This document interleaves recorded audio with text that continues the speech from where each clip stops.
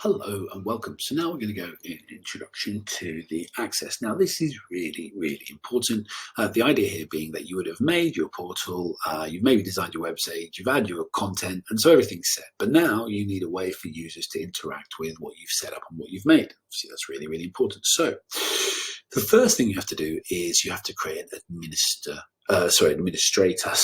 access code. Why? Because the administrator or the mentor is the person who will then be able to look over all the students' work, and then you've got something to bind them to. Now, please hold that word binding or linking in mind, because we're going to talk about it a lot in this video. You basically, the way it works is you're going to be linking you've already created the portal and you've added the content, so you've kind of bound that or linked that in there. You've got the portal that you've made there, the content that you've made here, and now you need to start having users on them. And obviously, if you've seen maybe, or you will see in the any connected core learner portal or any connected mentor portal, there's a knowledge base there of how they can use it and what powers you're going to give to individual people. Now, the first thing we're going to do here is we're going to create, again, in this system that you've been using and looking at, the fake one, let's call this XYZ Mentor. And what I do now is, this is what we know is in the contents. Obviously, we deleted one of the items. And so I can choose what I want the mentor to have access to. So I can give them access to one of them, and I can access through them.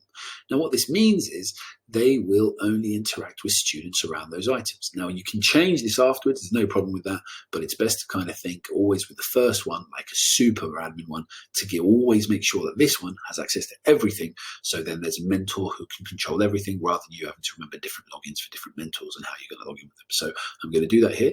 I've created that mentor, and I'm going to create that code. Now you see here, great. Now you need to align a user code to the the admin code, administrator, apologies, code that you just made. And so I'm going to continue. So here you see the mentor code is XYZ, and the learner code here, I could be, instead of XYZ mentor, because I've already used that, I could have XYZ learner. But for this one, I'm just going to do TA learner. And this person, I'm going to give just the option of linking to the TA introduction. So this mentor will be able to mentor across all three subjects, but this code for this learner is just for the introduction, the TA one. And this way you can actually start to streamline what people have access to rather than switching it on and off. Now, this is one way of doing it. I'm going to show you another way of doing it in a second. But just to extend this, I'm going to go to create a code again, and I'm going to have this one. I'm going to choose, now this is going to be another learner code. The mentor code above them is still going to be the XYZ mentor one, and this code is going to be a guide learner. And then this time I'm only going to give an introduction to guide. But obviously it's up to me whether, depending on the need I have in school, the need I have for my training, how I'm actually going to link those two items. But for now, I'm just going to have this intro to guide, and I'm going to create that code there. And so here you see I'm slowly creating a code, and I get a nice overview here. I'm reminded of the code that I made. I'm reminded of the user type that it's there for. And also, probably more importantly, I'm going to have the users available to me, the number of people that have signed up.